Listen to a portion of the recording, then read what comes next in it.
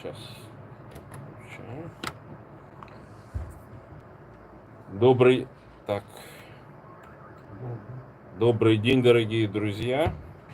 Добрый день, дорогие друзья. Сегодня пятница, 6 июня 2025 года, 17 часов. И сегодня снова с вами я в эфире, Зуртан Халтаров, на волнах ИМИ радио, авторская передача Когито Бурята. Сегодня в нашем трио Сергея Власенко и Ибрагима Иганова пополнение приятное. Анастасия, приветствую. Здравствуйте. Ну, сегодня наши три основных темы, о которых мы хотели бы поговорить. Это будет блестящая операция, проведенная СБУ, ВСУ, ГУР по уничтожению стратегической авиации. Причем удары были нанесены на территории этнической Бурятии, от Енисея до Амура в районе Усть-Кута. По подтвержденным данным было уничтожено более 15 стратегических бомбардировщиков, значит, входящих в ядерную триаду, так называемую. По неподтвержденной информации более 40 самолетов было уничтожено, в том числе радиолокационной разведки. А 50... Нет, ну они сгорели, как? Что их назвать? 13 полностью. Далее, значит, в этот же момент была проведена блестящая спецоперация, когда более тонны в тротиловом эквиваленте было взорвано под опорой так называемого Крымского моста, что стратегически инфраструктурно ограничивает переброску тяжелых, так скажем, грузов военного назначения в сторону Крыма. И третья такая, ну, более нейтральная, наверное, тема, поскольку мы находимся в Польше, вещаем из Варшавы, это выборы президента Польши, которые прошли на этой неделе. 1 июня поляки сделали свой выбор, и практически разница между победившим кандидатом и проигравшим составила всего 300 тысяч голосов. Но вот, Ибрагим, тебе такое слово. Как ты оцениваешь вот эту операцию? Потому что есть разные мнения вот в Твиттере, в других социальных сетях. Там, например, я вот смотрел, да, знаешь, вот, ну, наверное, все заметили, что больше всего были недовольны лидеры так называемых хороших русских. Они там и не благодарили, и не поздравляли ВСУ, и одновременно там писали вот антивоенные посты, что это отсрочит там какое-то заключение мира, да что там радикализируется Путин, там, да сейчас опасность есть, что там, значит, применение чуть ли не тактического ядерного вооружения и так далее. А между тем Путин пропал, и два или 3 дня его вообще не было. Традиционно, вот как после Курска, там еще каких-то определенных событий. И вдруг он выплыл и сказал, что официальная позиция, значит, МИДа там и все прочее, что самолеты повреждены, вот как Сергей там пытался нам сказать. Вот, что ты думаешь вообще? Украина снова удивила мир. Первый раз она удивила первые 3 дня после полномасштабного вторжения. За эти 3 дня посредством стрелкового оружия, таких как Джавелин и Стингер, это стрелковое оружие, они разгромили вражескую колонну и миф о непобедимости российской армии. Это было удивительно для всего мира. Угу. Потом появление дронов, самое такое эффективное использование. Потом уничтожение Черноморского флота и так далее. Можно это перечислять. Но... Вот это, кстати, очень мало замечают уничтожение Черноморского флота. Практически как-то... Как? Флагман крейсер «Москва» пополнил подводный флот. Это весьма примечательно. И вот периодически Украина проводит какую-то военную революцию. И вот снова мы видели в голливудских фильмах сюжеты, когда из какой-то небольшой машины вылетала рой дронов, и там они летели к какой-то цели. Это был голливудский сюжет, который реализовали украинские военные. Это поразительно, это очень удивительно. И война уже перешла совершенно на другой уровень. Если во Вторую мировую войну мир понял, что кавалерия как авангард уже ушло в историю, на политическую военную арену вышли артиллерия и танки, а потом еще и ракеты, а сейчас уже опять очередная революция. Танки уже уходят, ракеты и артиллерия переходят уже на более низкий уровень, и вперед вырвались копеечные дроны. То есть, если танк стоит 50 миллионов, то дроны бывают от $500. Вот сравните, ресурсы, а в войне очень важны не только стратегические там, или тактические планы, вот эти военные действия, очень важен еще и экономический ресурс, тем более в этой войне, когда Россия и Украина воюют на истощение. 4 года уже, практически 4-й год идет, и здесь Украина показывает чудеса новых технологий. Она на шаг впереди России, даже Китая, который поддерживает Россию. И вот здесь это удивительно, и мы даже не знаем еще какие карты, как в свое время выразился Трамп в рукаве у Зеленского. Он не увидел этих, в общем, карт, но они оказались довольно-таки хорошо крапленными, и там еще что-то есть, по всей вероятности. Поэтому это все поразительно. А наши, конечно, так называемые хорошие русские были очень, я думаю, омрачены этим событием по той причине, что Крымский мост, как символ, скажем так, путинской, в общем, России, по всей вероятности пригодится им тоже, когда они себя поменяют на Путина. Ихняя цель – это поменять Путина на себя, что противоречит нашим целям. Наша задача – это деколонизация, это демонтаж Российской империи. Если Российская империя будет демонтирована, хорошие русские останутся не у дел. Нет, ну я всегда говорю, почему, собственно, хорошие русские так, знаешь, системно топят имперскую позицию. Я говорю, ну вот представьте себе, да, вот Москва 20 миллионов населения, да, больше, ну сколько там из этих 20 миллионов сеет пашет, так скажем? Никто. Никто. Соседние вот эти регионы около московские, мы вот знаем, например, по нашему коллеге из Смоленского республиканского центра Владислава Живицы, Москва вытягивает население в себе. То есть фактически это оно ничем не производит, там нет современных крупных предприятий никаких промышленных, вообще абсолютно ничего нет. А живут они за счет того, что с регионов высасывается огромное количество налогов и ресурсов, все они сконцентрированы в Москве, и, конечно, там есть и для профессоров, и для Роснана, для создания всяких вот этих распильных организаций.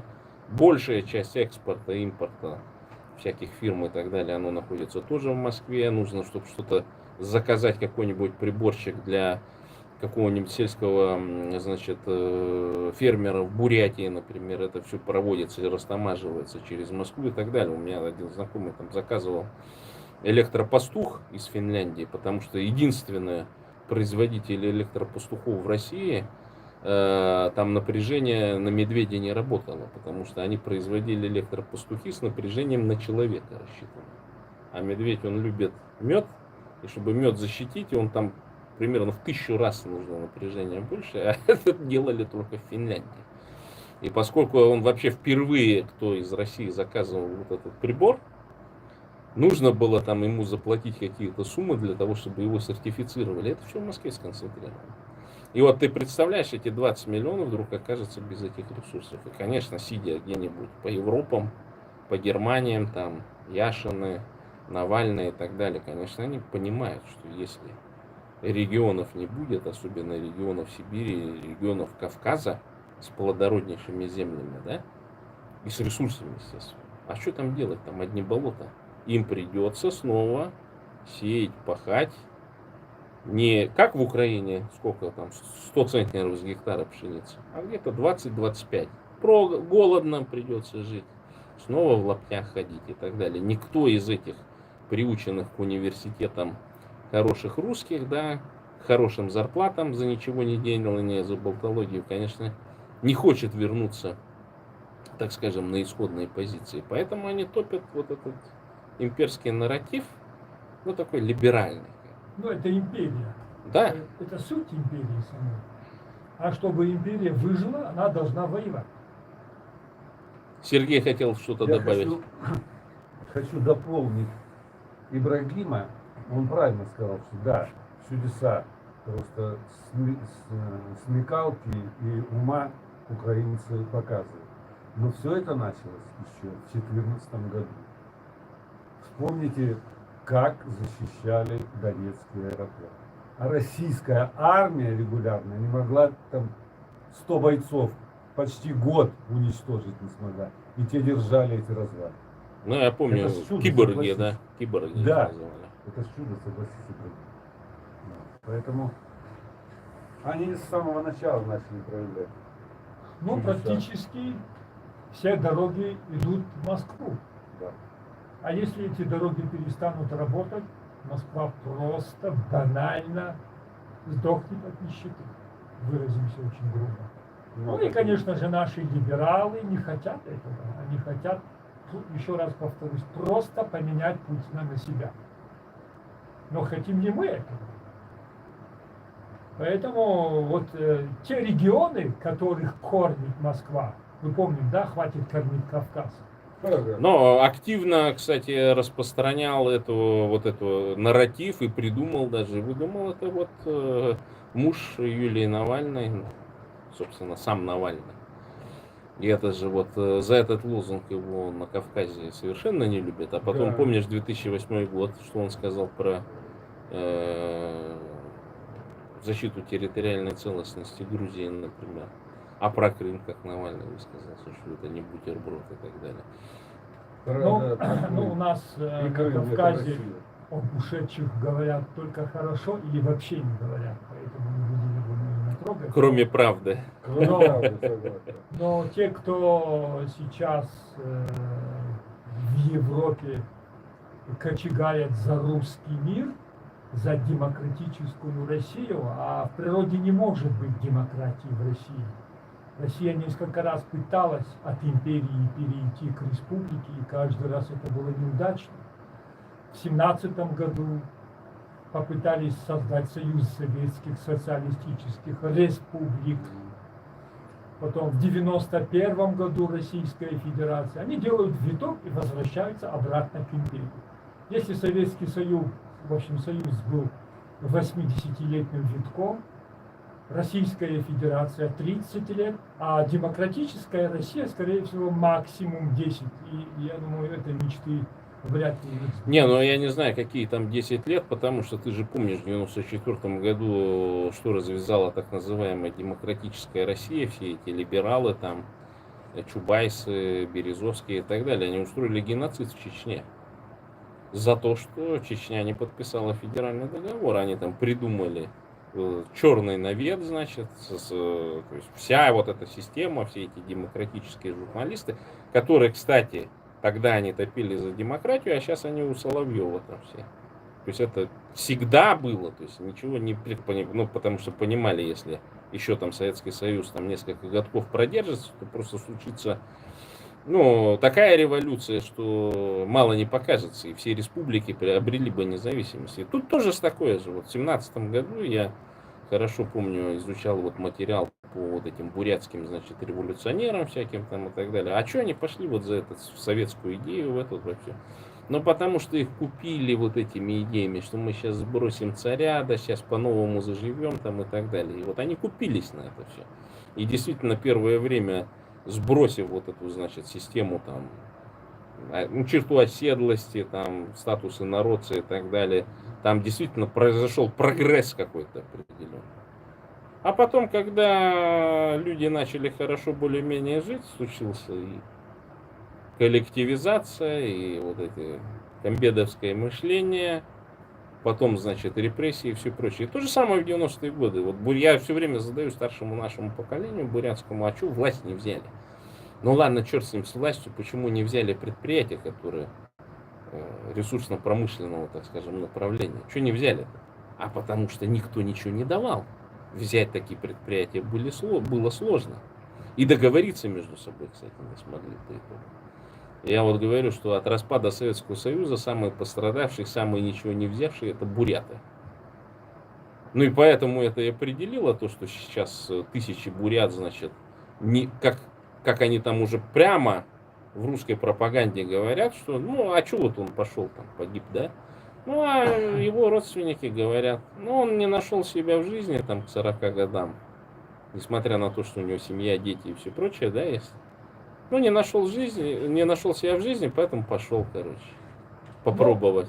Ничего личного, бизнеса. Да, да, и вот в этом отношении путинский режим, он очень такой циничный и хитрый.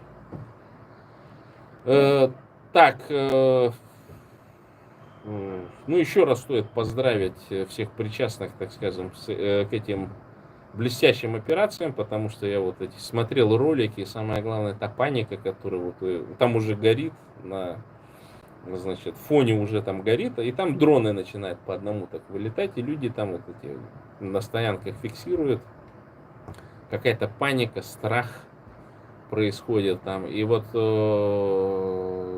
действительно такая ситуация о том, что значит, серьезные репутационные потери. Ну, фактически, помимо того, что они потеряли конкретно самолеты, с которых непосредственно производились запуски вот этих тактических ракет, серии X там и так далее. То есть это существенно ограничивает путинский режим по нанесению ударов по гражданским объектам в Украине. Ну, Потому что больших репутационных потерь быть не может по той причине, что от этой репутации уже давно ничего не осталось. Нет, но я говорю к тому, что они же старательно там внутри вот этой всей массы вырабатывают некие, то есть репутация упала. Понятно, что у всех все прекрасно понимают, но даже сейчас вот эти персонажи, которые лично, так скажем, поддерживают Путина и его режим и так далее, они уже тоже начинают задумываться. Если дотянулись туда, так... Эти самолеты Советского Союза, вот эти Ну, 95-50-х годов. А за 30 лет, скажем так, путинского царствования хоть что-нибудь построено, о какой репутации может быть? Это остатки Советского Союза, которые добиваются. И сейчас, я думаю, Украине будет значительно легче, потому что запускать ракеты легче всего было именно с этих самолетов. Потому что ракеты, которые запускаются со стационарных пусковых установок, они, прежде чем... Вот самолет может набрать скорость до 2000 км, прежде чем запустить. А эта ракета выжигает чуть ли не половину топливного бака, скажем так, чтобы раскрутиться до этих 2000 км в час. И поэтому будет значительно... Да, сейчас есть эти стационарные шахты, есть подводные лодки, корабли, но они очень далеко. А авиация могла приблизиться вплотную, и я думаю, что это очень серьезная операция, серьезный шаг. Украине сейчас будет легче, потому что вот эти ракеты, потом вот эти 5-тонные бомбы управляемые, все они запускались именно вот с этих самолетов. Поэтому это есть чему поздравить украинцев. Крымский мост вроде не обрушился, но вот Сергей, как специалист в строительстве... Того, когда вот бомбили самолеты, один раз было еще, ну просто неподтвержденные данные, но я думаю, что это правда. Также было обстреляно дронами и в Североморске атомная подводная лодка. Ага. Об этом заявили официально вот в средствах массовой информации, потом оно как-то стихло все. А россияне вообще ничего не говорили. Вообще. Ну, я думаю, что на самом деле, вот помните, где-то мы обсуждали с вами 2 или 3 месяца назад, что Я посчитал, что это какая-то провокация белорусского КГБ, что задержали на границе между Польшей бус Фиат, забитый, значит, полностью там под обшивкой, причем сам, ну, пластид, то есть Ну да. взрывчатка, которая, ну, так скажем, если тротил еще ее где-то можно найти, в том числе и в гражданском применении, ну, там, подрыв, там, измельчение породы и все прочее, то пластид-то это очень такая специфическая взрывчатка, и самое главное, так очень грамотно бусик был облеплен, значит, этим пластидом. Я подумал, что это, скорее всего, лукашенковский режим, там, провокацию какую-то совершил, там, и так далее. А теперь я понимаю, куда этот пластид ехал. То есть, вполне возможно, что таких фур катается гораздо больше, чем на самом деле имеется. То есть, это говорит о том, что, ну, это будет в дальнейшем. То есть. И я давно говорил о том, что надо бить по тылам. Я задавал вопрос еще с 22 года, когда наконец у Украины все технологические, технические возможности есть для того, чтобы создать свою баллистическую ракету и ударить ее по Кремлю. 20 тонн взрывчатки и туда швырнуть ее. И вот я ждал, но и даже и лучше, и как-то элегантнее получилось, когда вот эти дроны взлетали, эти видео все и так далее. Сейчас у меня такое ощущение, что просто все делает возможное для того, чтобы прекратить распространение этих видео среди населения. Потому что, ну, уже сейчас доходит информация о том, что везде начинаются дефициты в экономике. То есть уже там дефицит картофеля, дефицит каких-то продуктов питания возникает и так далее. Широк То есть, заканчивается. ну, имеется в виду о том, что вот как там надежда вот этих либералов, о том, что мы вот сейчас возьмем да перевыберем. Перевыборы сделаем. На выборах вообще. Путина скинем, короче, и все, и привет. И советская еще такая легенда, что холодильник должен победить телевизор. Вот сейчас к этому все идет. Еще на фоне таких вот, так скажем, непропагандистских успехов украинских войск. Так, Сергей, вот насчет взрыва Крымского моста, что думаешь? Насчет взрыва Крымского моста, я думаю, что тоже очень хороший знак и вообще очень хорошая, как сказать, хороший Инфоповод. случай подвернулся. Но здесь, конечно, лучше объяснить Ибрагим, потому что я просто Ибрагим, знаешь, что слышал и прочитал, и сказали специалисты, как украинские, даже россияне сказали, что украинцы применили эту там торпеду, которая ударила в основание этого. Ну, что это собственные разработки, Да, собственно, да, да, да. управляемая Что там торпеда. была использована взрывчатка, самая мощная, случае Си-4. Ну, это гексоген. Я не знаю, что это, но это сказали, что это после ядерного вторая. Такой, и поэтому так сильно повредила мост, что сама это вроде стоит опора, а внутри она рассыпается. Она треснула. Ну, это гравитационный И тип сейчас ее, бомб, да, видимо, да. там водой вымывает, да? Это лучше это знать, Против как бункеров водой. и всего прочего. И она, и мост даже, говорили так, что мост даже присел, когда взрыв был, он раз и присел. И все очень сильно расстроились во главе с Владимиром Владимировичем Путиным.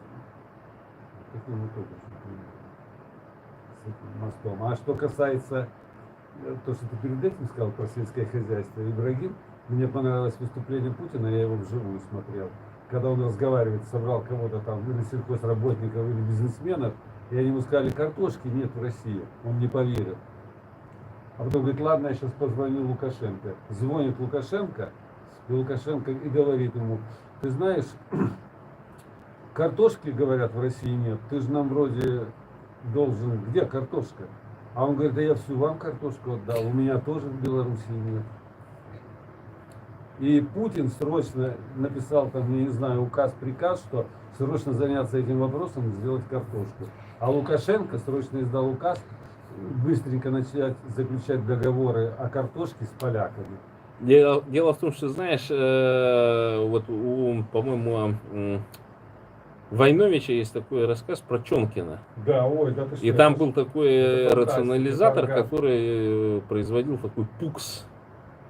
препарат. И он все, рационализатор такой, что все делал из продуктов человеческой жизнедеятельности. И водку там и так далее. И пытался как раз вот, что снизу, значит, картошка, сверху помидор там и так далее. То есть вот такой рационализатор. Вот сейчас, похоже, вся экономика путинская, она сведется вот к таким рационализаторам, когда вот из продуктов человеческой жизнедеятельности будут там какие-то продукты питания производить и так далее. То есть, я помню там один в 2014 или в 2015 году, который там, ну, что-то там, каким-то образом в моем кругу общения оказался этот персонаж, и он мне так это бросал. Да я вот за то, что Крым присоединили, там еще там что-то, и я, говорит, буду на картошке сидеть, там, значит, с этой, я говорю, а если картошка кончится, на чем сидеть будем? А он говорит, не может быть такого типа. А вот она, вот 25-й год, 10 лет прошло, картошка кончилась. А ты что, Анастасия, по этому поводу думаешь? Санкции работают, на твой взгляд, вот ты как экономист и так далее? Мне кажется, что не до конца. М. И мне кажется, что это зависит, где смотреть, потому что все равно говорят о санкциях, но с другой стороны, через Литву все равно отправляются продукты с Европы. Как это называется? Двойной экспорт или как-то так? Там, я думаю, что, знаешь, это так называемые, там две схемы есть, и в этом участвовали достаточно большое количество белорусских организаций, так называемый прерванный экспорт. Как будто бы экспорт идет в сторону Казахстана, Кыргызстана. Я здесь, кстати, таких ребят встречал, которые вот эти фирмы прокладки сделали. И они возят как бы через Кыргызстан, Казахстан сюда товары в Польшу, потому что, ну, объективно нужно сказать, что производство, например, калийных различных удобрений, там, всяких суперфосфатов, аммонийной селитры и все прочее, оно дешевле в России, потому что там низкий просто уровень цены на энергоносители, и вот эти процессы, они все достаточно дешевые, а сельское хозяйство, оно современное, оно потребляет огромное количество удобрений. И это, да, это происходят такие ситуации, и в том числе многие хорошие русские вот на этих схемах сидят и зарабатывают. Ну, не из публичных, конечно, персонажей, потому что за 22 год вот здесь в Польше прям я тоже фиксировал где-то и вот читал даже статью о том, что количество фирм, которые экспортом, импортом занимаются в Польше, польских именно товаров, и в Польшу завозят, увеличилось что-то, по-моему, 10-кратно. Но с другой стороны, вот эти пакеты санкций, они принимаются же они же выявляют определенную систему, да, и, конечно, добавляют в каждый новый пакет санкций определенные ограничения. И в целом санкции, они же не действуют так, что взял сразу и удушил. Потому что все равно мировая экономика, она взаимосвязана. То есть душа, там, скажем, поставки удобрений можно задушить свое собственное сельское хозяйство или там добиться там отрицательных вариантов. Поэтому европейцы, они так умно, по чуть-чуть придушивают, так скажем, для того, чтобы экономика спровоцировала какие-то политические изменения. Но мне кажется, в таких тираниях и в диктатурах, как в России, экономику нужно, как вот в Советском Союзе, удушили там, когда вообще, все пропало. Ну, там могут быть последствия, которых Европа боится. Они могут быть разными, непредсказуемыми, поэтому все потихонечку, ну как потихонечку. Некоторые на этом неплохо зарабатывают, а то, что гибнет мирное население, наверное, тех, кто хорошо зарабатывает, особо и не волнует. Поэтому сейчас вот эта ситуация становится все жестче. Поэтому, вернемся к Крымскому мосту, скорее всего. Идея соединения Крымского полуострова с материком через самое такое узкое место, как Керченский пролив, она существовала давно. Но это была очень сложная задача. Ну, во-первых, в этом узком месте очень сильное течение. Во-вторых, неустойчивый грунт. там просто очень большой слой ила. И зацепиться этим опором за какую-нибудь там скальную породу было очень сложно. Такие твердые основания очень глубоко были. Идея строительства моста была у Сталина. Немцы даже попытались. Была информация, что они завезли даже из Германии железные пролеты, и они долго находились в общем в Крыму. Но строительство немцы попытались, не смогли, потому что в этом течении есть еще зимнее очень серьезное обледенение, штормовая погода тоже очень сильная, и практически технологии, существовавшие до этого, не могли осуществить этот план. И вот теперь план осуществили. Во-первых, строительство моста было мотивировано политически.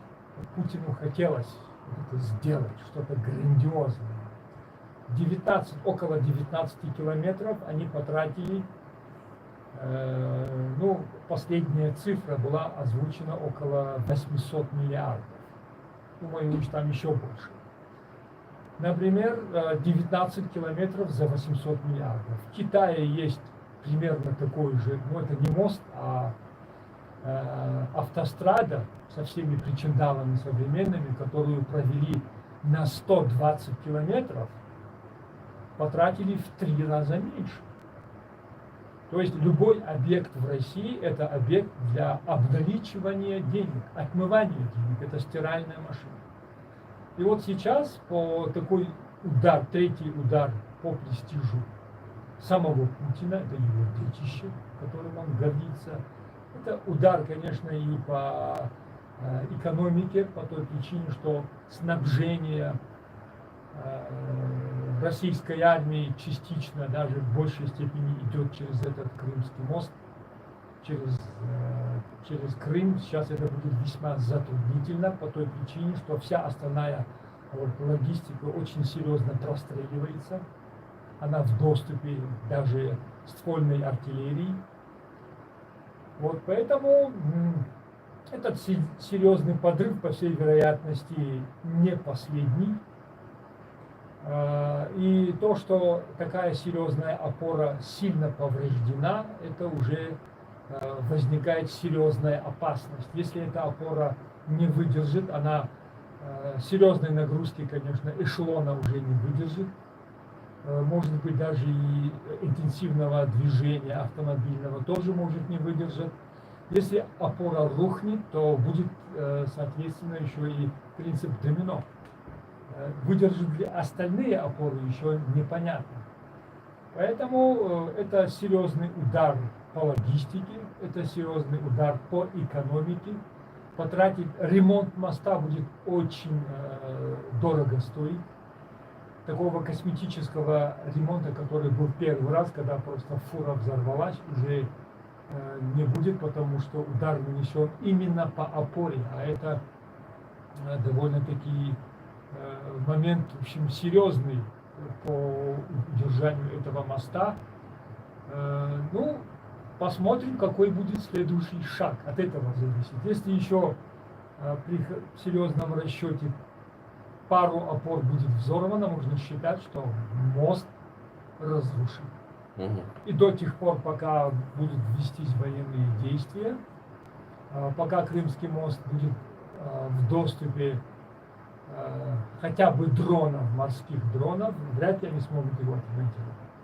Но морские дроны в свое время уничтожили весь надводный флот, вот этот черноморский, базирующийся в Севастополе. Собственно, они же постоянно вот эти вот, я помню, там еще, начиная, однако, с 2010 года вот это все раздувалось, там, что военно-морская база, там Севастополь, да, это там исторически, да, Екатерина, вот этот весь бред вот этот гнался. А теперь там и флота нету, и база не нужна. То есть я думаю, что скоро будет в ВСУ проведена какая-нибудь блестящая десантная операция, когда они через перешеек зайдут, а просто где-нибудь на пляжах, там, я не знаю, Ялты, значит, Севастополя, там высадятся десантники ВСУ, в общем-то, и все, и привет. И тогда действительно вот становится понятно, зачем. Ну, некоторые думают, что это просто логистику прервать какую-то через Крым. А по мне так это вот подготовка к значит, десантной просто операции. Ну, уничтожение моста этот полуостров переведет в разряд тупика.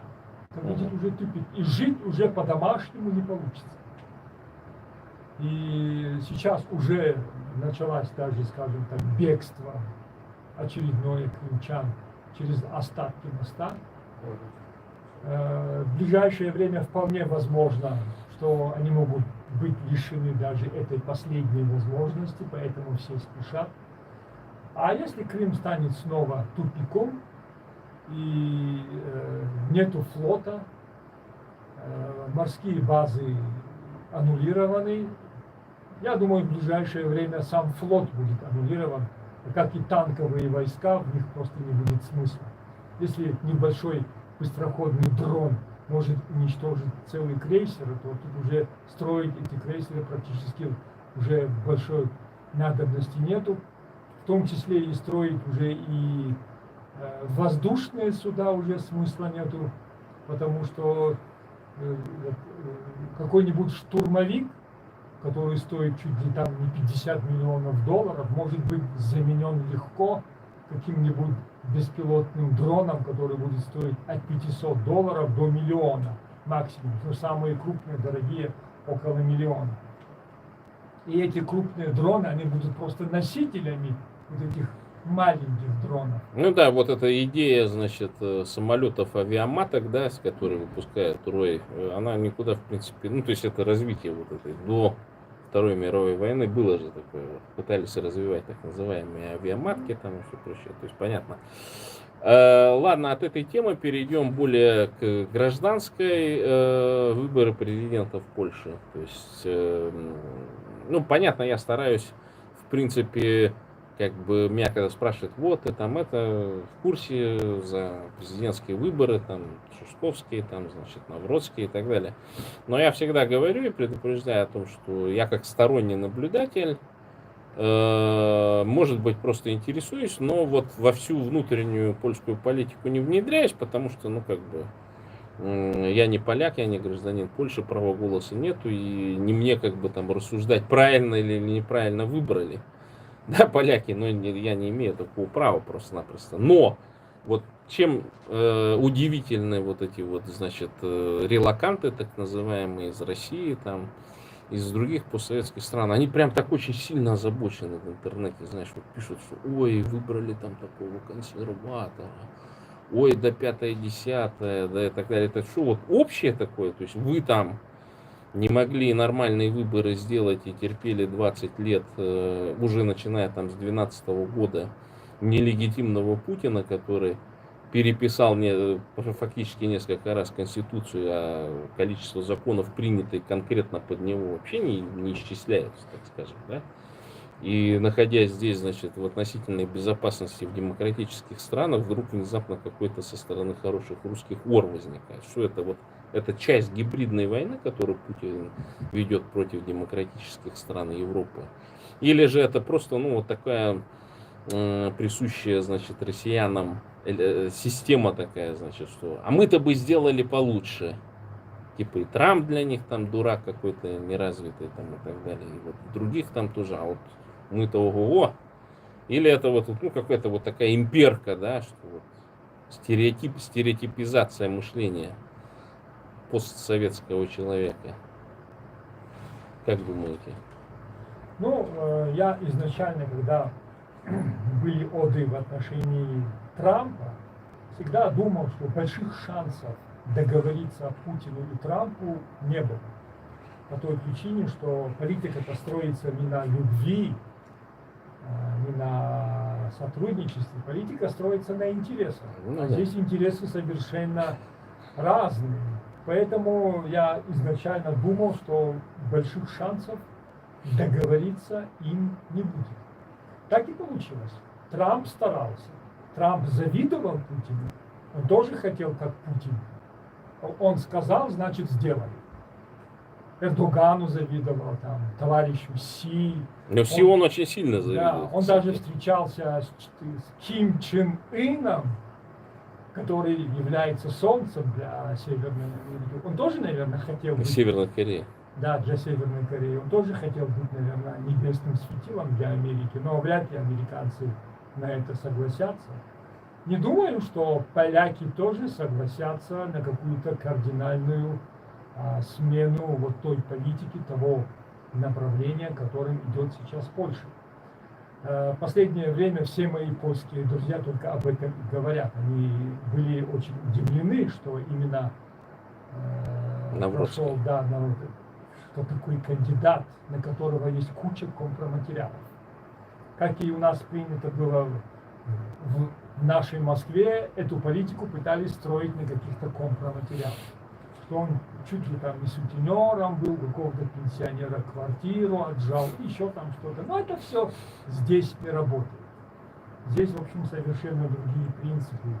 И здесь новому президенту поменять кардинально политику Польши тоже, думаю, никаких шансов нет. Вот у Трампа предвыборная кампания это одно, а реальное управление Америкой это совершенно другое. То же самое в Польше. Он выехал практически на антиевросоюзской деятельности. Вот я часто ездил на юг, в общем, Польши, в Карпаты. Там у меня есть друзья, сельское горное место, где разводят черкесских лошадей. Вот благодаря этим лошадям у меня там появилось много друзей. Вот они, я так удивляюсь, многие любят Путина. Орбана, они считают их защитниками от европейских ценностей и в первым номером называют ЛГБТ.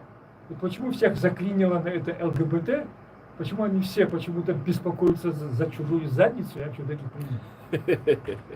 Вот. И они об этом говорят, и эти выборы выиграли именно сельские жители, которые, в принципе, далеки от модерна, от того, что происходит в Европе. Они сидят у себя в селах. Вот эти требования, законы, налоги общеевропейские им очень не нравятся. Вот, например, Ну да, то есть тут же получается Польша это одна, ну еще со средних веков одна из самых сельскохозяйственно развитых. То есть в одно время, там, по-моему, если я не ошибаюсь, 30-летняя или 7-летняя война, Польша снабжала все воюющие стороны, и на этом очень сильно обогатилась. И здесь действительно, то есть вот Европейский Союз, он такие директивы делает, которые очень сильно бьют по сельскому производителю здесь. И вот мы когда, нашим там зрителям в Бурятии, в других, значит, регионах говорим, то там не такое здесь в Польше село, которое вот как на постсоветском пространстве, там, вымирающее, где какая-то слабая инфраструктура развита и так далее. Здесь с 80-х годов, со времен военного стана, именно польский фермер, польский сельскохозяйственный производитель, он страну и вытянул, и долгое время, все 90-е, 2000-е годы тянул, и вот современная ВВП во многом, в том числе, и даже я вот Анастасию хотел бы спросить, вот частенько тиктоки, различные видео встречаю, что в Украину экспортируют отсюда польские продукты питания, что это правда, что здесь даже по некоторым показателям, параметрам, вот польские сельскохозяйственные продукты вроде бы как будто бы и качественнее, и дешевле, чем украинские. Такое может быть или это просто как-то совпадение по некоторым просто позициям? Да, к сожалению, сейчас в Ужгороде очень много продуктов не только с Польши, также со Словакии и с Венгрии. Просто через то, где находятся, например, там Львов и Ужгород, им ближе поставлять продукты с Европы и дешевле получается. Но я, насколько знаю, сельское хозяйство Украины, за исключением оккупированных территорий, где там просто наглые рейдерские захваты, отжимы, значит, сельхозпродукции и сельхозпредприятий, в принципе, все эти 3 года, 4 года войны, оно функционировало, и экспорт осуществлялся, то есть, как бы, я так понимаю, не совсем сильно пострадали, ну, условно говоря. Да, например, Мгм. Ужгород, он находится возле границы. И Мгм. когда даже мое детство, я помню, что мы покупали венгерские туруруди Мгм. и покупали шоколадки из Польши чисто через логистику. Просто логистически получается, вот Украина, какие-то регионы Украины, она просто дешевле получается доставлять продукты питания из соседних европейских стран. Ну, это говорит о высокой интегрированности еще сразу после развала Советского Союза, так что понятно. Ну, плюс ко всему еще религиозный фактор. Мгм. Католицизм в Польше стоит твердо на ногах. И притом меня удивило, вот эти мои друзья, которым я ездил, у них какой-то религия староверческая, они какую-то другую религию, и они очень возмущаются в отношении современных католиков, Мгм. модернизированных католиков, европейских католиков, и они вот пытаются держать как-то вот этот именно европейский католицизм. Ну, я не специалист вообще в религиозном плане, но я это чувствую, они постоянно любят об этом говорить. И вот что удивительно, они какую-то защиту, какое-то противостояние вот этому европейскому давлению почему-то видят в Орбане и в Путине. Это я им предложил, в общем, поехать, вот согласно тому еврейскому анекдоту про козла, поехать, в общем, в Россию немножко пожить в российской глубинке. Не в Москве. Москва это не Россия. Москва это государство отдельное. Там все другое. Есть другая Россия за кольцом. Замкадье, так Да, называемое. там уже в радиусе 50 километров от этого МКАДа уже другая Россия. Авторитарная, с этими, Бесправная абсолютно. грубо выражаясь, деревянными туалетами. Пусть они посидят там и посмотрят, что такое Россия, что такое Путин. Причем не с польскими, там, с европейскими зарплатами, а с теми зарплатами, которые местное население получает. Так. Поэтому все познается в сравнении. Да, но ты знаешь, дело в том, что это же вот такая пропаганда, которую, собственно, вот часть элемент гибридной войны, потому что вот, например, несмотря на то, что огромное количество антииммигрантских действий, там, создали вот эту русскую общину, возродили этих черносотенцев фактически, которые начали там мигрантов гонять, какие-то жуткие ксенофобические вещи против мигрантов, да, по всем регионам, это целенаправленная кампания прошла. Тем не менее, мигранты из Центральной Азии, которые едут, значит, работать в Российскую Федерацию, в этот путинский режим, они вот Путин это считает настоящим лидером и хотят, чтобы такие же настоящие лидеры, значит, в их центральноазиатских странах возникли. Да, Это я вот, думаю, особенно это- это почувствовали узбеки в той бане знаменитой. ну, я вот и говорю о том, что это довольно странное сочетание, да, то есть вот, что оно не объясняется просто, ну, как бы словами, просто тем, что человек дошел до этого самостоятельно, какие-то мысли. Мне кажется, это все равно некий стереотип, который планомерно вот это элемент гибридной войны, тролли, боты и так далее распространяли. Но благодаря тому же Трампу, например, который очень мощно заехал после выборов, и все так переключились на него. И вот я тогда говорил еще о том, что Трамп это, ну и ты, Ибрагим, тоже говорил, что Трамп это шоумен, он работает на привлечение внимания, и фактически со всех мировых событий все было приковано к нему. И сейчас смотри, как все происходит. И сейчас они там с Илоном Маском поссорились. И, в общем, Трамп сейчас говорит, да сейчас мы и Теслу перестанем субсидировать и все прочее. То есть, и принял такой закон по, значит, тратам. Но я так и предполагал, что так будет, потому что... Шоу заканчивается. Да, Дальше начинается жизнь. да, то есть, понятно, что государственное управление это про распределение ресурсов определенных. И Трампа была задача отодвинуть всю демпартию, значит, от этих всяких грантов, освободить, так скажем, бюджетов под виде экономии. И сейчас он принимает какой-то закон, который сейчас огромные миллиарды, огромные заимствования дает в американскую экономику, но они поступят, значит, в средний класс американский, как это традиционно было, значит, в белую Америку, так скажем, вложится. Так что ничего удивительного нет в этом. Но поживем, как говорится, увидим. Но так нам уже тут сигнализирует о том, что нам надо немножко завершаться, ускорить процесс. Ну и что, у кого-то какие-то есть замечания, что-то добавить? Ну, я тогда благодарю всех гостей моей радиопередачи, благодарю слушателей за внимание. Встретимся с вами, я надеюсь, через неделю.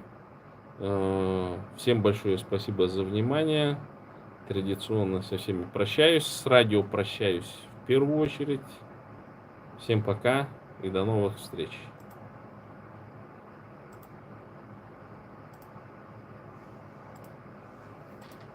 Так. А мы с вами прощаемся традиционным способом. С интернетом. Бурятия для бурят.